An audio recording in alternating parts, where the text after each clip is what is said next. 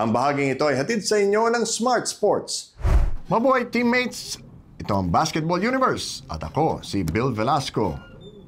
May iba ang ating programa para sa araw na ito dahil tayo ay magbibigay ng ating opinyon tungkol sa isang mangyayari o maaaring mangyari sa Korean Basketball League na makakaapekto sa lahat ng mga Pilipinong naglalaro doon.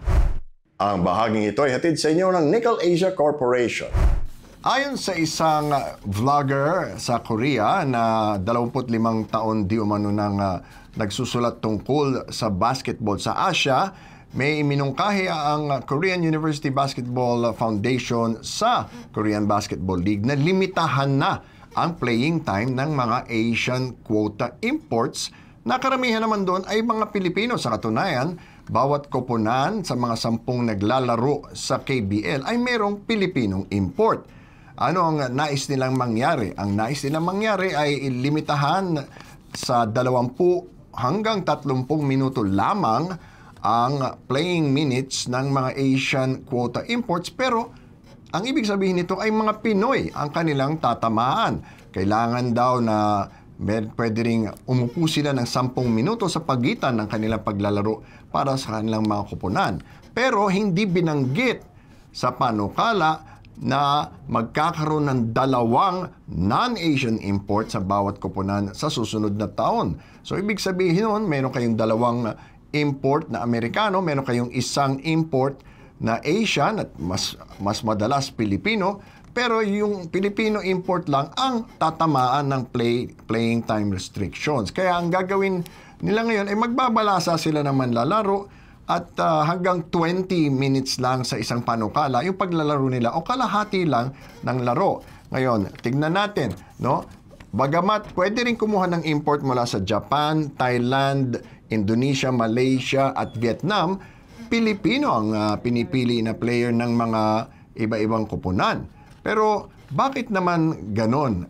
Gusto daw nila na mabigyan ng pagkakataon pa ang mga Koreanong player, lalong-lalo na yung mga graduate ng college, para makapaglaro ng husto sa KBL. Pero hindi po yun ang magiging epekto nito. Unang-una, maguguluhan ang mga coach, no? Tingnan natin ang mga numero ng mga players natin, no? Carl Tamayo halimbawa at si Kevin Kiambao. Ang ganda po ng nilalaro at kasama sila ngayon sa usapan para sa MVP ng liga, bagamat nangangalahati pa lang ang regular season nito. Bakit naman natin guguluhin yon? Diba? Ang coach mismo ay mahihirapang magbalanse ng playing time para sa mga Asian quota imports na Pilipino at ang kanilang mga Korean players. Pangalawa, paano kayo magiging sikat na Korean player kung sa huling quarter o sa huling 2 minuto, eh syempre, dun mo ibubuhos yung playing time ng mga imports mo para manigurado ka na mananalo yung team nyo. Pangatlo, paano kung naubos mo na yung playing minutes ng mga import mo at mag-overtime yung laro? Ibig sabihin ba, hindi na sila makakapaglaro? Biglang hihina yung team mo.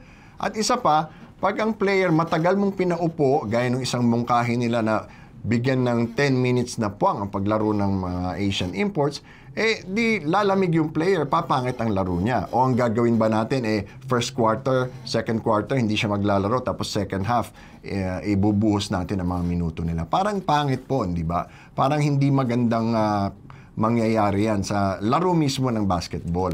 At tandaan natin, bakit nila pinapasok ang mga Asian imports sa KBL para magkaroon ng diversity, iba-ibang klaseng estilo ng basketball ang mararanasan ng mga player nila para tumaas yung level of competition doon.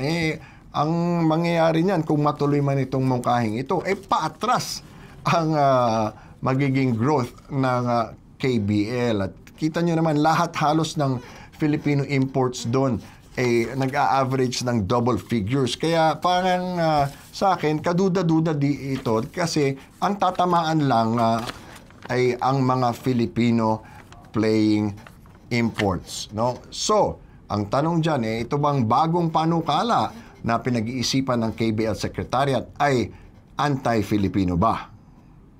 At yan ang Basketball Universe para sa araw na ito. Subaybayan kami Lunes, Miyerkules at Biyernes sa YouTube at Facebook.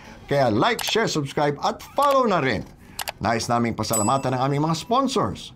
Smart Sports, Nickel Asia Corporation. Laging tandaan, saan man kayo at anuman ang ginagawa ninyo, magkakampi tayo. Ako si Bill Velasco at ito ang Basketball Universe.